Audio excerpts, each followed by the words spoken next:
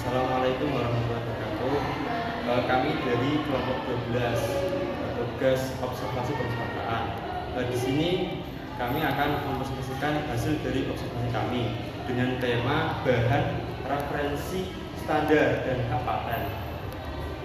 Nah, nanti materi kami akan dijelaskan 3 orang, yaitu yang pertama saya sendiri, Muhammad Ali bin Ibadah dengan NIM 210036176.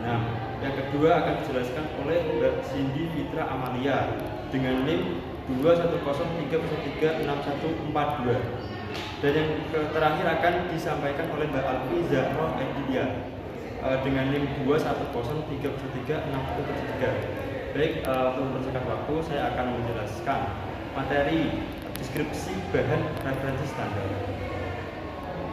Referensi menurut dari pustakawan Pak Fahrul Razi, perpustakaan di kampus 3 UIN Wonosobo, referensi ialah suatu data-data koleksi atau rujukan yang pokok di perpustakaan. Nah, biasanya itu digunakan sebagai koleksi-koleksi rujukan yang diantaranya seperti kamus, ensiklopedia, direktori, prosiding, dan koleksi jurnal. Nah, sekarang saya akan menjelaskan paten.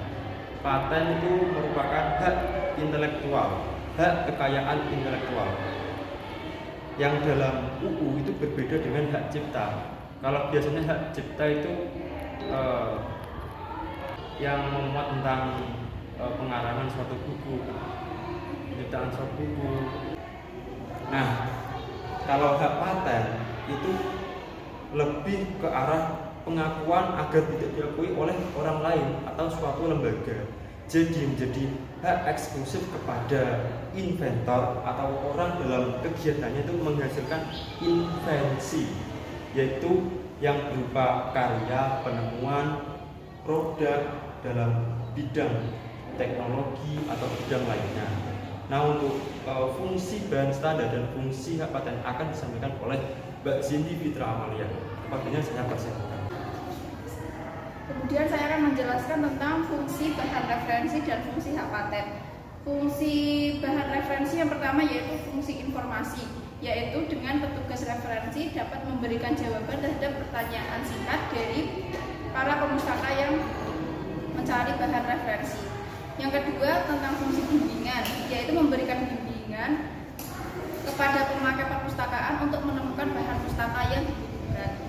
Yang ketiga fungsi pengarahan dan instruksi, yaitu memperkenalkan pemakai tentang bagaimana menggunakan perpustakaan secara umum, menggunakan sumber-sumber bibliografi dengan baik. Yang keempat fungsi supervisi, yaitu petugas referensi dapat mengamati pengunjung baik dalam hal kebutuhan informasi maupun di luar hal itu.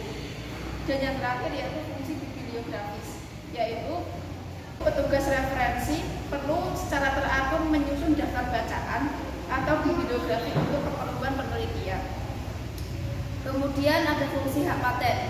Fungsi hak paten sendiri yaitu sebagai hak pengakuan atau invensinya agar tidak diduplikasi oleh orang lain dan untuk melindungi suatu karya seseorang yang harus dengan izin pemilik karya tersebut jika ingin menggunakannya atau menduplikatnya.